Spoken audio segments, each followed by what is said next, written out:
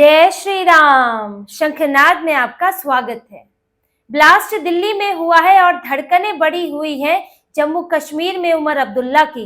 धमाका यहां सुनाई दिया और झटका लगा उधर मुख्यमंत्री दफ्तर में उमर अब्दुल्ला को, क्योंकि ये जो दिल्ली का ब्लास्ट था, इसका दिल्ली, गुड़गांव, हरियाणा से लेकर जो जम्मू कश्मीर में कनेक्शन बन रहा है, जो जम्मू कश्मीर इसका स्रोत नजर आ रहा है, कश्मीर का इलाका, उससे उमर अब्दुल्ला की टेंशन बढ़ गई है, परेशानी बढ़ गई है, क्योंकि जो भी यहाँ पकड़े जा रहे हैं वो सब वहीं के नजर आ रहे हैं।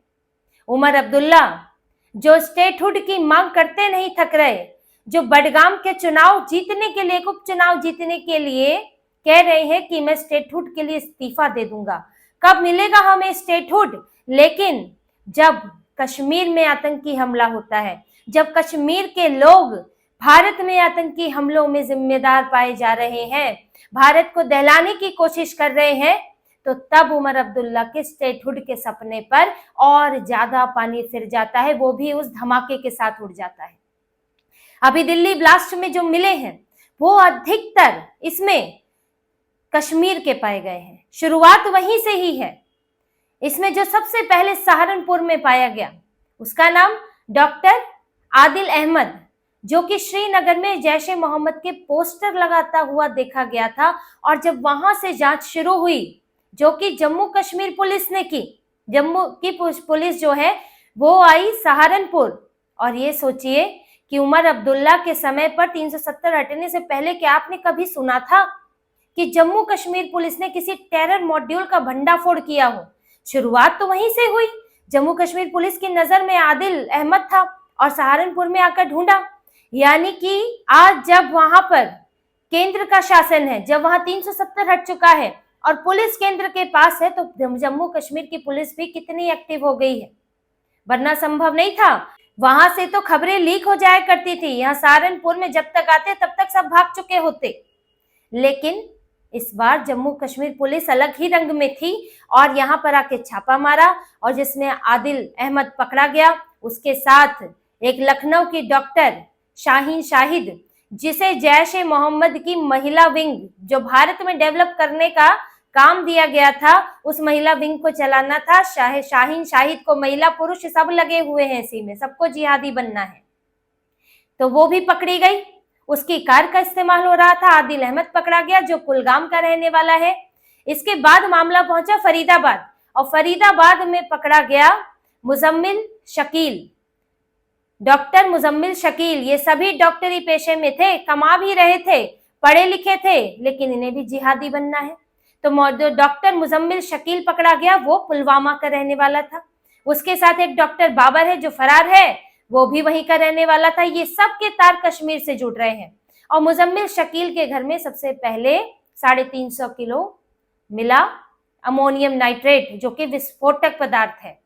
इनके लॉकरों से, जो डॉक्टर के लॉकर होते हैं, उससे बंदूकें मिल रही हैं, गाड़ियों से कारतूस मिल रहे हैं, और भी बंदूकें मिली हैं, वॉकी टॉकी मिल रहा है, टाइमर मिल रहा है।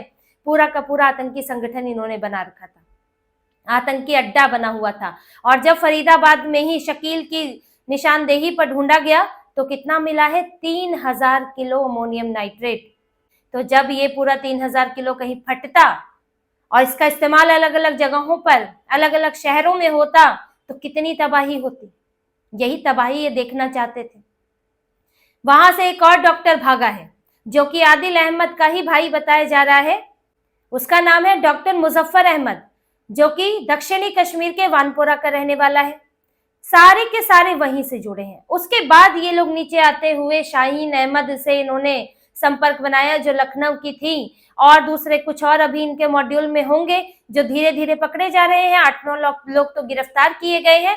लेकिन ये जरूर साफ हो गया है कि जब जम्मू कश्मीर में इनकी चल नहीं पा रही है, जम्मू कश्मीर में सुरक्षा, कड़ी सुरक्षा है, और वहां पर अब पुलिस भी बचाने के लिए नहीं है, वो अब्दुल्ला मुफ्ती की सरकार बचाने के लिए नहीं है, तो ये लोग खिसकते हुए नीचे की तरफ आ रहे हैं और यहाँ पर दूसरे शहरों को निशाना बना रहे हैं। ये सभी जैश ए मोहम्मद से जुड़े हुए थे। जैश ए मोहम्मद की महिला भी विंग यहाँ पर बना रहे थे। तो यानी कि सारे आदेश वहीं से मिल रहे थे और बड़ी प्लानिंग थी। छोटी मोटी नहीं थी। जितना इनके पास अमोनियम नाइट्रेट मिला है वो बहुत बड़ी प्लानिंग थी। और अभी तो ये भी खुलना बाकी है कि हैदराबाद में जो डॉक्टर पकड़ा गया है जो कि अरंडी के बीज से जहर बना रहा था ताकि उसे हिंदू मंदिरों में प्रसाद में मिलाकर हजारों हिंदुओं को मारा जा चुके। ये जहर बहुत खतरनाक होता है, अरंडी के बीज से निकला हुआ जहर, और उसने वो बना भी लिया था और वो भी डॉक्टर है और उसने अपने घर में बेसमेंट में ये जहर तैयार कर रहा था। तो क्या उसका भी ये कनेक्शन है? ये भी जांच हो रही है या कोई और अलग ही वहां पर मॉड्यूल चल रहा है?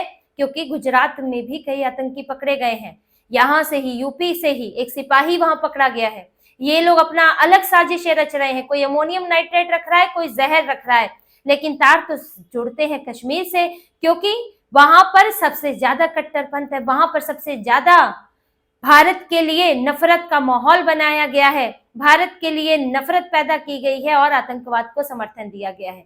और इस बीच में उमर अब्दुल्ला मांगते हैं स्टेटहुड।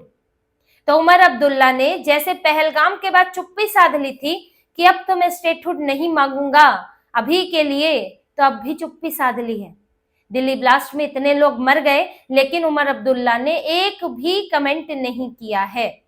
उनके ट्विटर पर, एक्स पर कोई कमेंट नहीं है। उन्होंने इसके लिए संवेदनाएं भी जाहिर नहीं की, दुख भी नहीं जताया, जबकि महबूबा मुफ्ती कमेंट कर चुकी हैं, लेकिन उमर अब्दुल्ला ने नहीं की। सांप सूंघ गया उमर अब्दुल्ला को, क्योंकि अब ये लग रहा है कि अब जब पुलवामा, कुलगाम, कश्मीर से ये आतंकी ने पाए जा रहे हैं और वहां से ही आतंकी संचालित हो रहे हैं, तो क्यों स्टेटहुड दिया जाएगा, क्यों पूर्ण राज्य का दर्जा दिया जाएगा, क्यों आपके हाथ में कमान दी जाएगी कि जो आज जम्मू कश्मीर की पुलिस इतनी सक्रिय दिखी है वो फिर से वैसे ही लुंज पुंज हो जाए, फिर से तुम्हारे हाथों में खेले, कठपुतली की तरह उसका हाल हो।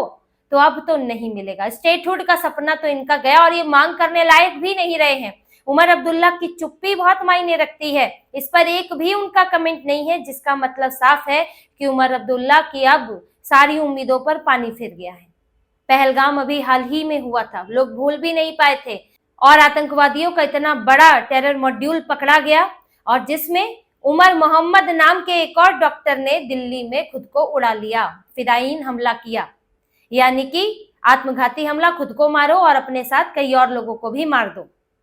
ये उमर मोहम्मद भी कश्मीर का ही रहने वाला था जिसने खुद को उड़ा लिया, जो अपनी गाड़ी में, जैसा कि मीडिया रिपोर्ट्स है, अभी कोई सरकार की तरफ से या सुरक्षा एजेंसियों की तरफ से कोई पुष्टि नहीं हुई है, लेकिन जैसा मीडिया रिपोर्ट्स है कि वही अमोनियम नाइट्रेट फ्यूल के साथ मिलाकर डेटोनेटर के जरिए उसने खुद को उड़ा लिया। और धमाका कैसा था ये सबने देखा है। करीब करीब अभी तक 13-14 लोगों की इसमें मौत हो चुकी है, 30 लोग कुल मिलाकर घायल थे।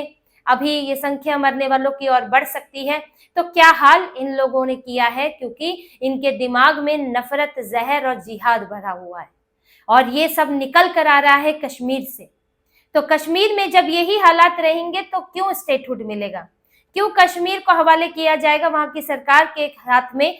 बल्कि होना तो ये चाहिए कि पूरी तरह से यूटी बना दो, चुनाव की भी जरूरत नहीं है। क्यों किया जाए वहां चुनाव? ये लोग है ही नहीं सत्ता हाथ में देने लायक, क्योंकि ये लोग कभी भी आतंकवाद का विरोध कर ही नहीं सकते।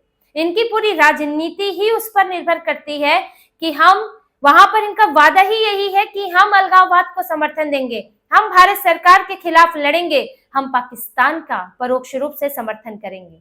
जब राजनीति ही इस पर टिकी हो तो फिर ये लोग कैसे अलग हो सकते हैं सत्ता में आने के बाद? आज इनके हाथ में पावर आ जाए तो जम्मू कश्मीर पुलिस में ये काम नहीं होगा, पकड़े जाएंगे तो फोन लगा के छुड़वा दिया जाएगा। देखिए, उमर अब्दुल्ला ने अपनी पूरी राजनीति स्टेटहुड के इर्द गिर्द कर ली है, क्योंकि टारगेट सबसे ज्यादा इसी के लिए हो रहे हैं। उनको महबूबा मुफ्ती भी यही, पीडीपी भी यही सवाल उठाती है, कुछ निर्दलीय भी यही सवाल उठा रहे हैं, पार्टी के अंदर से भी यही बोला जा रहा है कि उमर अब्दुल्ला स्टेटहुड नहीं दिलवा पा रहे हैं और केंद्र के साथ अपने अच्छे अच्छे संबंध रख रहे हैं। इसीलिए वो भी इसी को हथियार इन्होंने बना लिया है कि स्टेटहुड नहीं आएगा तो भैया हम कुछ काम नहीं कर पाएंगे, एलजी ये नहीं करने देते, एलजी वो नहीं करने देते। जबकि एलजी बोल चुके हैं कि हमारी तरफ से कोई रोक नहीं है, सिर्फ पुलिस और ट्रांसफर पोस्टिंग इनके पास नहीं है, बाकी सब इनके पास है। आप बहाना मत बनाइए, निकम्मेपन का, कामचोरी का बहाना नहीं होना चाहिए कि स्टेटहुड नहीं मिला है। स्टेटहुड तो कई और जगह नहीं है, यूटी ही बनी हुई है कि वहां काम नहीं हो रहा है। तो ये सब तो बहानेबाजी है। और उमर अब्दुल्ला सोच रहे हैं कि अगले चुनाव में मैं इसी आधार पर उतर जाऊं, क्योंकि जवाब तो देना पड़ेगा कि आपने पूर्ण राज्य का दर्जा आप क्यों नहीं ले पाए। जो एलजी ने इनको सही जवाब दिया था कि आपने जब पिछली बार चुनाव लड़ा तो आपको पता था कि आप यूटी के लिए चुनाव लड़ रहे हैं, तो आपको उसी के अनुसार लड़ना चाहिए था। आपको पसंद नहीं था तो चुनाव नहीं लड़ते। मुख्यमंत्री भी बनना है लेकिन नियम भी नहीं मानने हैं, झगड़ा करते करते 4 साल निकालने हैं, यही इन लोगों की रणनीति है। लेकिन अब साफ है कि इनको यूटी में ही रहना पड़ेगा। जिस तरह से आतंकवाद का कारोबार चल रहा है, जिस तरह से वहां पर लोग सुधरने को तैयार नहीं है और इनकी जिहादी मानसिकता खत्म नहीं हो रही है, तो वहां पर पूर्ण राज्य का दर्जा मिलेगा ही नहीं। इसी तरह से केंद्र सरकार के शासन में सख्ती के बीच रहने लायक ही है, क्योंकि जरा सी छूट मिलती है और फिर धमाके हो जाते हैं। जब इस हाल में ये कर सकते हैं तो अगर वहां पर अब्दुल्ला और मुफ्ती को दे दिया तो फिर क्या हाल होगा, तो फिर कहां कहां धमाके होंगे आप खुद सोच सकते हैं। इसी टेंशन में बैठे उमर अब्दुल्ला, और अब तो बडगाम में और नगरोटा में आज वोटिंग भी है और उनका डर तो बना हुआ है कि बडगाम की इनकी जो पुरानी सीट है वो हाथ से ना निकल जाए, क्योंकि इनके अपने ही सांसद हैं अगरुल्लाह मेहदी जो इस बार उनके लिए प्रचार नहीं कर रहे हैं। तो उमर अब्दुल्ला के लिए ये सीट भी बड़ी परेशानी की वजह बनी हुई है। और जब ये धमाका हुआ है जिसमें कश्मीर के लोग पाए गए हैं, तो अब तो उनको ये और मुश्किल लग रहा है कि अब पूर्ण राज्य के दर्जे की बात करने के लिए अमित शाह समय भी नहीं देने वाले हैं, अब तो साथ में फोटो भी नहीं खिंचवाने वाले हैं, क्योंकि जैसे ही यहाँ ढील दी जाती है तो इन लोगों के मंसूबे बढ़ जाते हैं और इन नेताओं की शय पर आतंकी अपनी धमाकों की साजिश रचने लगते हैं। तो इसी तरह की और खबरें और विश्लेषण आपके लिए लाते रहेंगे। हमसे जुड़े रहिए, सब्सक्राइब कीजिए, कमेंट कीजिए। बहुत बहुत धन्यवाद। जय श्री राम।